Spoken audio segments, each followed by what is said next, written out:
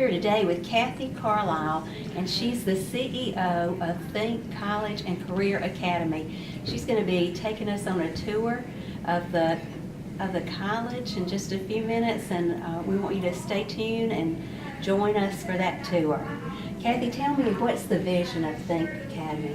Well, the vision of Thinc College and Career Academy is to prepare students for both college and career, exactly what it says. So our goal here is for students to, first of all, come in with career exploration. So they choose a career pathway. And we have 6 pathways: mechatronics, engineering, healthcare, business, marketing, and we have an engineering pathway with energy as a focus, and we're actually adding gaming next year.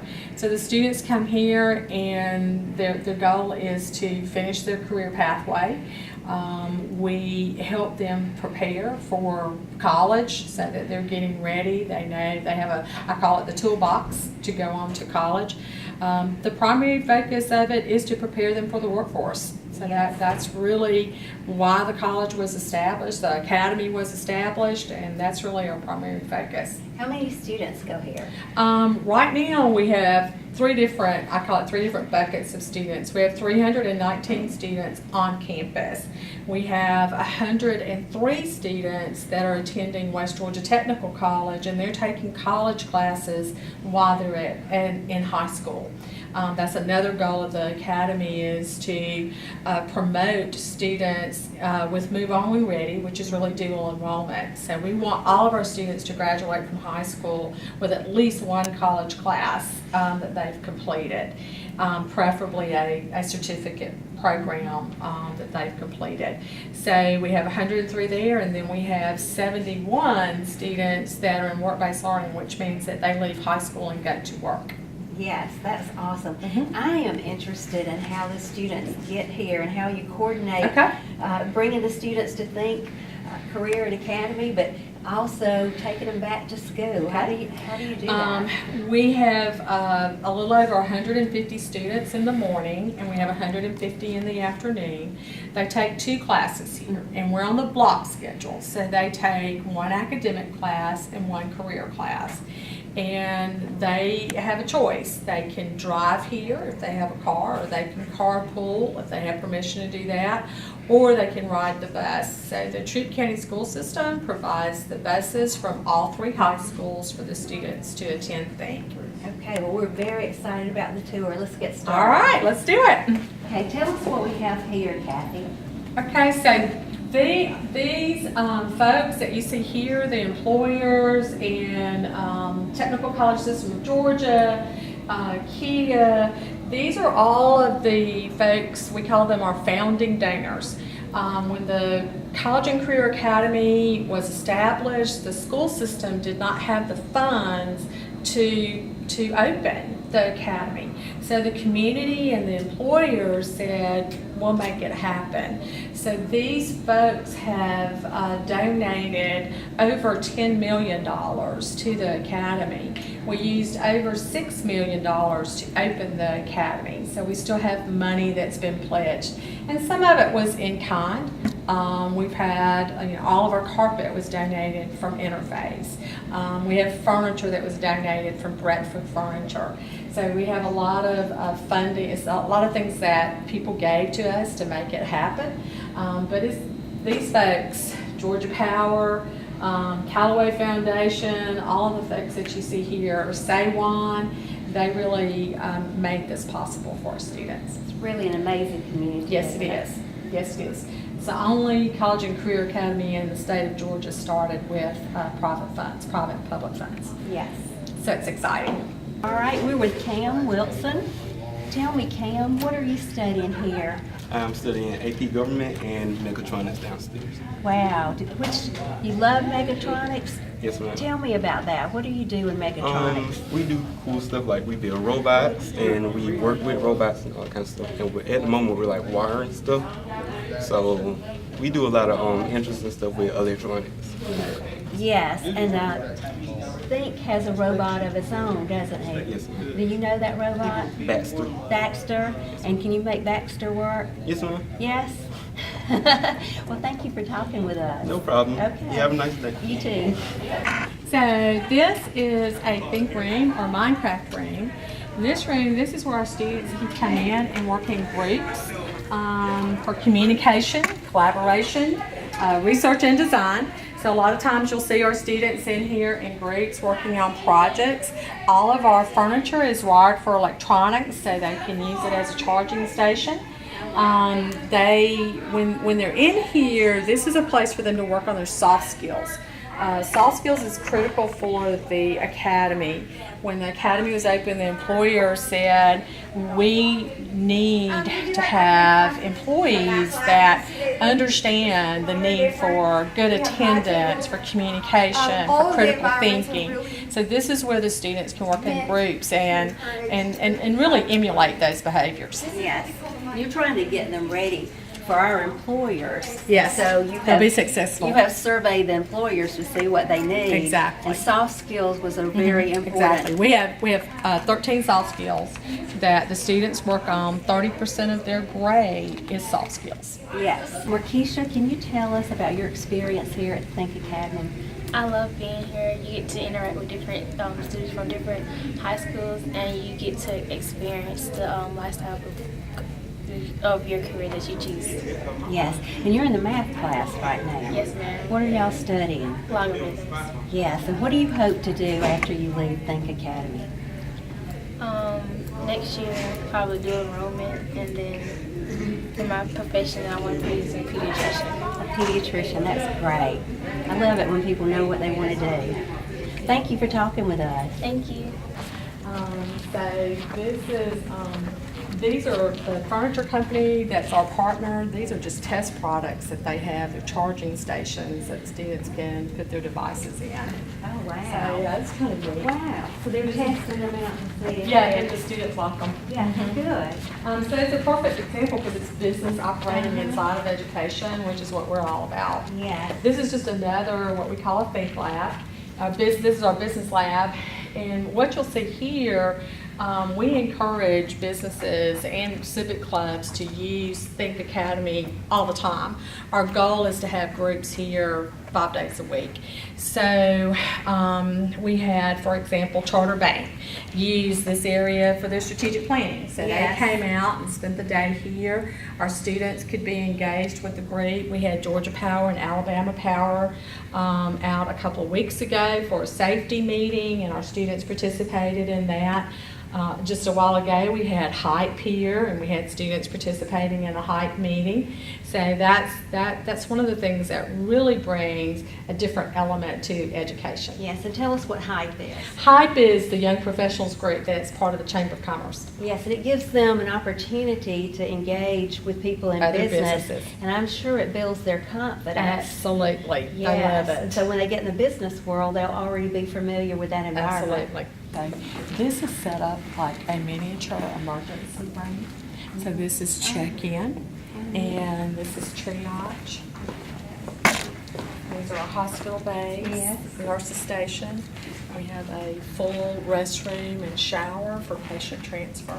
And then the students have, these are all of these mannequins are simulators so that the teacher can some of them, she can make the person have problems breathing or a heart attack or some type of issue that Wow. the students have to diagnose. Wow. So it's pretty interesting. So our long-term goal here is to have a Good Samaritans clinic where we'll actually have physicians come in and treat patients so that the students can assist with that. That's amazing. So where would you expect to find this equipment? In training or of nurses and doctors? Oh, absolutely. A lot of the equipment we have, you'll find it in colleges. We've actually had some colleges come through here, especially two-year schools, and they don't have this equipment. It's Yes. pretty phenomenal. This is our boardroom, and this is really our gift back to the community. So our goal here is to have an employer or a civic organization. Last week, we had LaGrange City Council met here, so Wow. our students could participate in the council meeting. We have had Kia, Kimberly Clark, Will Librator, tons of companies come through here. We have the Society for Human Resources Managers meet here. So this is a room that is our gift back to the community so that our students can participate in this. Yes, and I know that's a welcome gift to the community. 'Cause Yes. lots of times you need a big place to Absolutely. meet. This is so nice. Absolutely. And all you have to do is call us up and put your name on the list. We'll take care of you. Okay.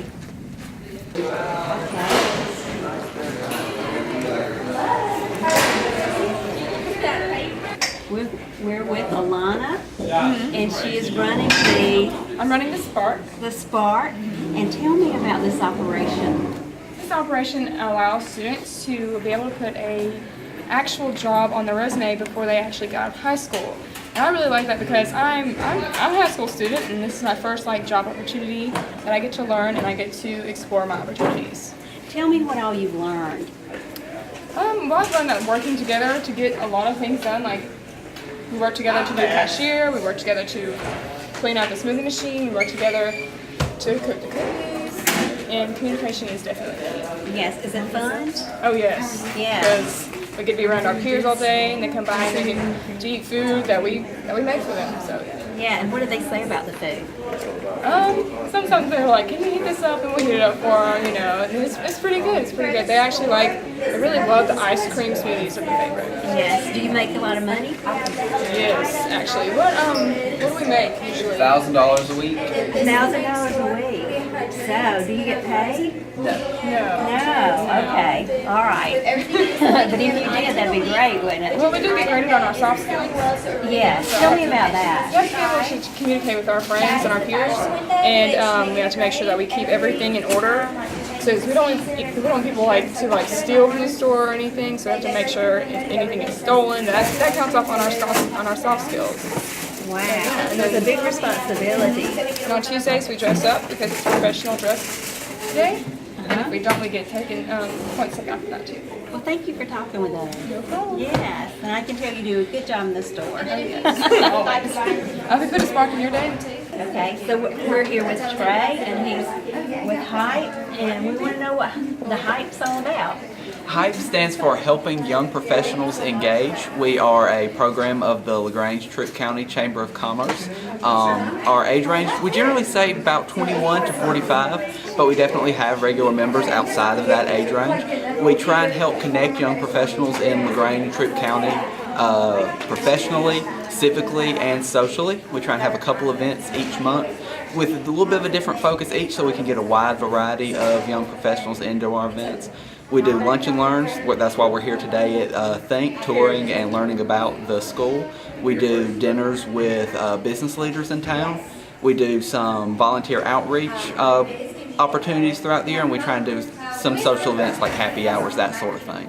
Our main goal is to try and get young professionals as involved as they can be in Troup County, and we're always looking for new members. That's great, thank you. Thank you.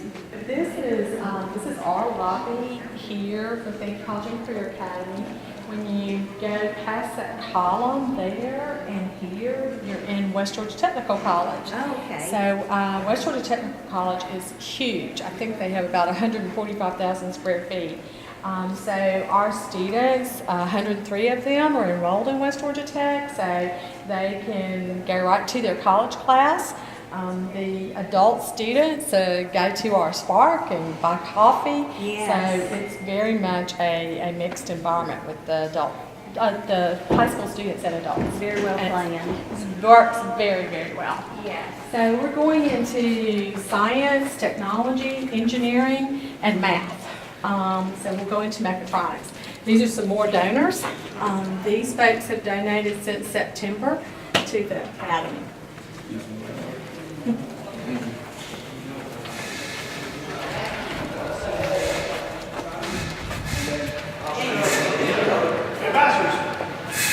This is mechatronics. Hey, hello. Okay, all right, let's see, and we got three. Let's see if I can remember three names. Oh, it's Cam. Cam, Matthew. Matthew, Matthew. and oh, good. Okay, that is great. Well, we're here with the ambassadors, Cam Matthew and Matthew. So tell us what happens in this room. Robots, programming, Electrical. wire, schematics, hydraulics. Yes. So, man, that is great to get to learn how to do that while you're in high school, isn't it? Yes, ma'am. Tell me if it's hard or not. Not at all. Not at all. It's pretty easy once you figure out how to do it. Yeah. Well, tell me how to do it a little bit. Right here, as you can see, these are trainers that we make ourselves. And what we take a schematic. We don't.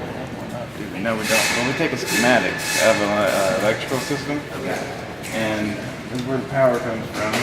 And we'll plug it in, and basically just run the wires from each number that the schematic tells us to, and then it works. Yeah, And if it's not right, it doesn't work, right? yeah, it's not right. Doesn't Yeah. How many hours does it take to build something like that? To build this, it took us what over a semester. A week or two to build one. That's about one. Yeah, so you have to be pretty smart to know how to do that, right? Yes, ma'am. You really do. Thank y'all. Thank You're you. welcome. You have a great day. Joe, will you please tell us about this robot? This is Baxter, the humanoid robot. Baxter is a collaboratively programmed robot, and the idea behind it is you no longer need a computer or a terminal, and you no longer have to learn any sort of proprietary computer language in order to program Baxter. Programming Baxter is similar to teaching a human how to dance. We're going to show him a couple of moves, and we're going to ask him to repeat those moves. The more he repeats those moves, the more efficient he becomes at those. So to start with, when I reach and grab Baxter's arm, he recognizes that I have a hold of him. Looking at the bottom of Baxter's arms, we can see that we have suction cup grippers. We're able to interchange those grippers with parallel fingers and claws depending on the types of objects we would like to grab. Baxter is also equipped with 2 high-def cameras in each arm. This allows Baxter to see the difference in size, shape, and color of different objects. When I'm ready to move Baxter's arms, I simply grab his wrist and position his arms where I would like them to be. When I let go, those arms lock into position for safety. When it is time to program Baxter, I'm going to pay attention to the position of his arms as well as his face. His face has humanoid features such as eyes that can display emotions to the operator. Those emotions can give me clues whether or not Baxter is happy or content with the operation, whether he's confused, or perhaps he's angry or scared if there's been an emergency. So to start with, I'm simply going to start by picking up a couple of objects and moving them around. I'm going to start with a couple of boxes. I'm going to place those boxes on a workpiece. I'm going to have Baxter transfer those boxes from one position to another.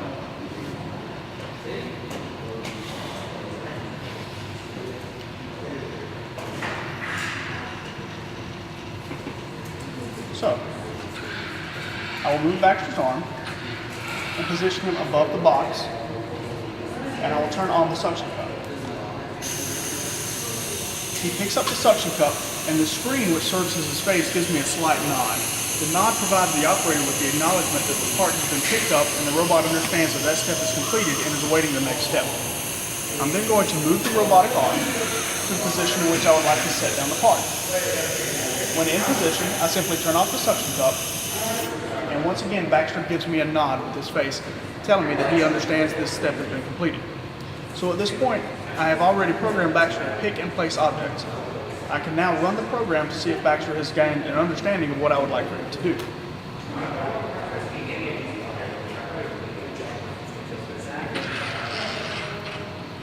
So Baxter's returning to the original position, he's picking up the object, and he's moving it.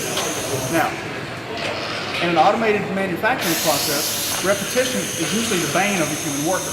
However, with a robot, the precision and the repeatability tends to be a strong point. So Baxter will consistently look for this component in this part and continue to pick it up. Baxter is also a very intelligent robot. You'll notice once he picks up the part, he knows that there's another part in place, so he will go ahead and stack it on top of the existing part. When Baxter goes to look for a part and there's no part present, he stops, he retracts, and he will check again to see if perhaps he made a mistake. Another interesting part of the Baxter robot is the fact that he understands when there is a problem and his ability to communicate that to the operator. So once again, Baxter is checking for parts and he cannot find them. So he does a second check and he locates them. Now, if Baxter were to do this check multiple times and could not locate the part, he will give me a message through his facial expressions telling me that there is an issue. With standard automated robotics, that will usually consist of an error code, some flashing lights, and the operator will have to look up this error code in a large list of error codes that might take a large amount of that time. The simplicity of Baxter is simply the facial expressions let me know that there's an issue that needs to be corrected. So now we'll notice Baxter, as he searches for the part, he cannot locate it. He's going to check a second time. Upon checking the second time, he realizes there's been an issue. His face will then give me a confused look. He will turn to face the area where he knows the part should be. As the operator now, I can simply glance in the area that he's looking at. That informs me that he is missing a part. His confused expression tells me that he needs to be reset. So I'll simply place the component where it should be. I'll hit the back button and ask him to run the program again. And now he will continue to operate, carrying out the last operation that he was asked to do until he encounters another issue or until the operation is complete. There's a lot of online resources available for Baxter, and our students are becoming very creative. One of our favorite things to do is for our students to come in and say, hey, I saw on YouTube or another online video source where Baxter was being used to fold clothes or perhaps flip pancakes or make coffee, and could we try to do that? And our answer is, of course. That's what we would like. We always want our students to be the ones coming in with these new ideas, creating these new operations so that we can put that out there for the world to see, that we are the ones creating the new ideas, the new operations, and our students are really on the cutting edge of education. Two rooms right here. We have 2,000 square feet. This will become our science lab. They'll start construction probably in the next couple of weeks, and we'll open in the fall and have chemistry and physics here at Thinc. Right. So our board has authorized $450,000 to build the science lab. Wow. Yeah. So now we're coming around to engineering, and down this hall is West Georgia Technical College. And the way that we're set up here on this side in this room is West Georgia Technical College, their engineering department, and this is Thinc. Okay.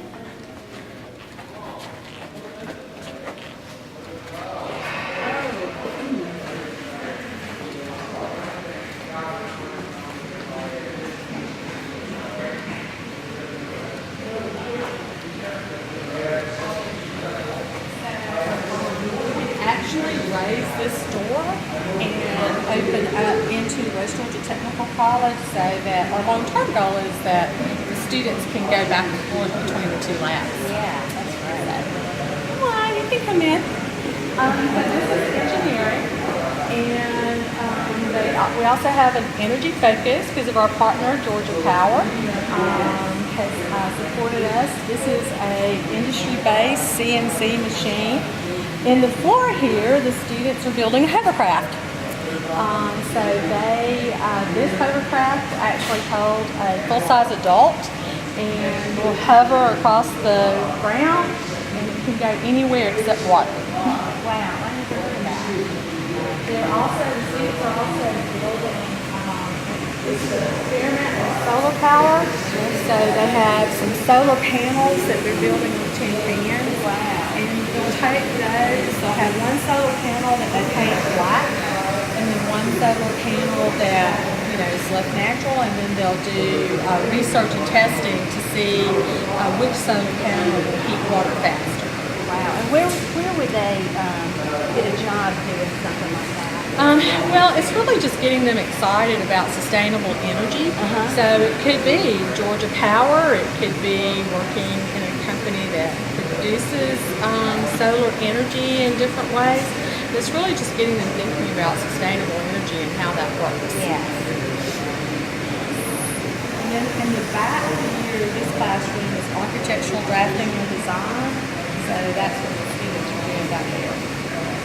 They're working on hands-on. Right now they're working with doing a little bit of kind of electronic stuff. Okay. But as an engineer, you need to know how to use a multimeter to be able to do the things that you got to do. Those back there in the back, they're electronics, and they're building. I told them they could use their imagination, build whatever they wanted to. And once they do it, then they have to hook up electronics to it. So they have to build a circuit that they can use to make it light up or to make it make sound or whatever it's going to do. Yeah, so high school students learn this pretty quickly? Well, they're in all of these have gone through 3 years of their pathway. So they're on the last part of their pathway. Okay. They're going to graduate from this pathway, whichever one they're doing, this semester. So in May, well, this month, they're going to be done. So they've learned to do it very well. How long did it take them to complete your pathway?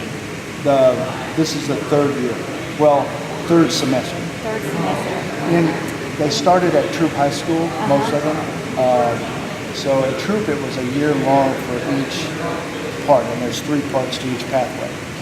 But because we're on block schedule here at an hour and a half, you do it per semester. So it goes a little bit faster. Yes. So they did their first part last year, and last semester they did their second part, and this semester they're on their end. Yes. And I would think with a little extra time, you could really get into it some more. Rather than having to stop at an hour, if you've got an hour and a half, you can really do a lot more. Especially when you're talking about working on doing hands-on activities where they have to build something or do something that takes time. Because a lot of times that with a 45 or 50-minute schedule, they'll just get started and they'll have to stop a little bit. And it's kind of frustrating. Yes. So, but now they got a little bit more time. Do you enjoy being here? Oh yeah. Yeah. You love the students? Yeah. Well, I bet you see lots of improvement from the time they come here to the time they Well, leave. a lot of the improvement comes from maturity because they start off pretty young and, as they go through high school, they mature a lot. But they learn a lot too. These guys, they've worked hard and they've done a lot of different things. So they're learning as they go. Yes, and that's such a great opportunity to get to do that before you get into the workplace, isn't it? Yeah, well, the majority of them have to be trained when they get to the workplace anyway, but hopefully they won't have to be trained so much. Yes, yes. They don't have to start from scratch. They start from, okay, well, you know how to use a multimeter, let's go do this. Or you know how to analyze a circuit and see if it's working. Let's see what's wrong with this thing if it doesn't work. Yes. Or let's build this. You know how to use a saw and you know how to do that. What these guys do now, because that's what they've been doing all this time. Basically, we're taking the styrofoam, like Ryan made a plane here, and we're building circuits into it to make it actually function some way. Ryan, where's the motor at? He made the plane so he can put a motor inside and it's going to attach a propeller where the battery can go underneath the body. Yes. That's pretty cool to have a plane that will really fly, right?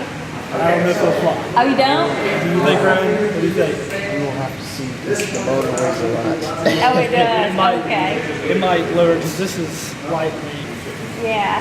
Now, what have you learned back here that you didn't know before? That's really easy to burn styrofoam. It is. and do you like coming to Thinc Academy? I really love it. Yeah. And is it more fun than just being in high school and It's a doing lot. academics every day? It makes us feel a lot more free and actually helps us out. Yes. We feel like we're actually learning better. Instead of some students that just don't care and won't let everyone else do. Yeah. Yeah. So you're glad for Thinc Academy being in LaGrange, right? Yeah, and you'd recommend it to your friends? I would recommend it to everyone. Good. Okay. Kathy, thank you for taking us around. I mean, it is amazing. Thank you so much. And I know that students who see it will be excited about checking out coming here. Parents who see it will want to check it out too. And so we're just so fortunate to have the Thinc College and Career Academy here in LaGrange. Thank you for watching.